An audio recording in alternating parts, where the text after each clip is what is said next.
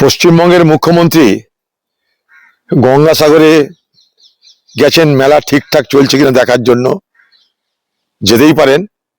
পশ্চিমবঙ্গের প্রতিযোগিতা এখন মোদি বড় হিন্দু না দিদি বড় হিন্দু। কিন্তু বাংলা জুড়ে আজকে যে বেকারত্ব, বাংলা জুড়ে যে অভাব, যে নৈরাশ্য, আইন শৃঙ্খলার অবনতি, তা নিয়ে বাংলার মুখ্যমন্ত্রীকে আমরা কিছু বলতে বা করতে দেখছি না। পশ্চিমবঙ্গের দুরবস্থা এমন জায়গায় পৌঁছেছে,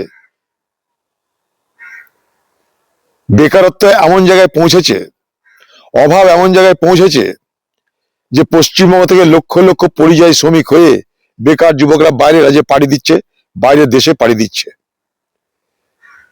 সেই রকমই পরিযায়ী শ্রমিকদের একটি দল উড়িষ্যার ভুবনেশ্বরে এবং উড়িষ্যার বিভিন্ন প্রান্তে বিভিন্নভাবে তারা অত্যাচারিত হচ্ছে।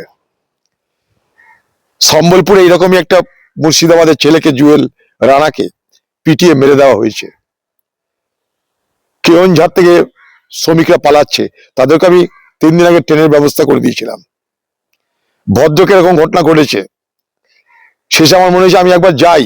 আমি গেছিলাম, সেখানে নানাভাবে সেই সমস্ত মানুষের সঙ্গে, যারা অত্যাচারিত মানুষ, যারা ওখানটায় পরিযায়ী শ্রমিক, তাদের সঙ্গে দেখা যাতে করতে না পারি তার জন্য চেষ্টা করা হলেও তারা সফল হয়নি।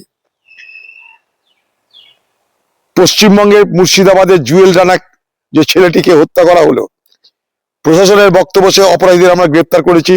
তাদের ধারা দেখিয়ে দেওয়া হলো আমাকে কোন কোন ধারায় গ্রেপ্তার করা হয়েছে।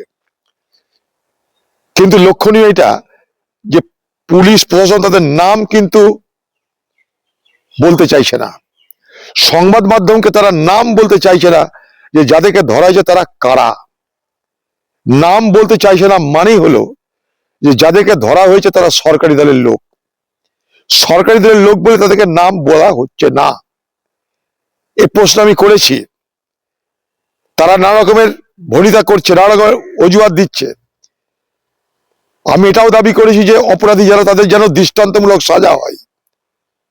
আজ আবার বলছি, যদি দৃষ্টান্তমূলক সাজা না হয় বা বাঁচানোর চেষ্টা করা হয়, তাহলে যে পরিবারের ছেলেটিকে হত্যা হতে হয়েছে, জুয়েল রানা, তাদের পরিবারকে সঙ্গে নিয়ে আমরা দরকার হলে উচ্চ আদালতে গিয়ে সেই সমস্ত অপরাধীদের যথাযোগ্য শাস্তি জন্য আইনি লড়াই আমরা করতে থাকব। পাশাপাশি এটাও কালকে বলেছি যে উড়িষ্যার শ্রমিক বন্ধুরা, পরিযায়ী বন্ধুরা, তারা হিন্দু, তারা মুসলমান, সবাইকেই, যে আগামী দিনে যদি এই ধরনের ঘটনা ঘটে বা চলতে থাকে, আমরা কিন্তু বসে থাকবো না। সম্বলপুরে, ভুবনেশ্বরে আমরা যেভাবে হোক কোনো না কোনো আন্দোলন করতে গিয়ে, করার মাধ্যমে আমরা এই বিষয়গুলোর মোকাবেলা করব। আমরা কিন্তু বসে থাকবো না।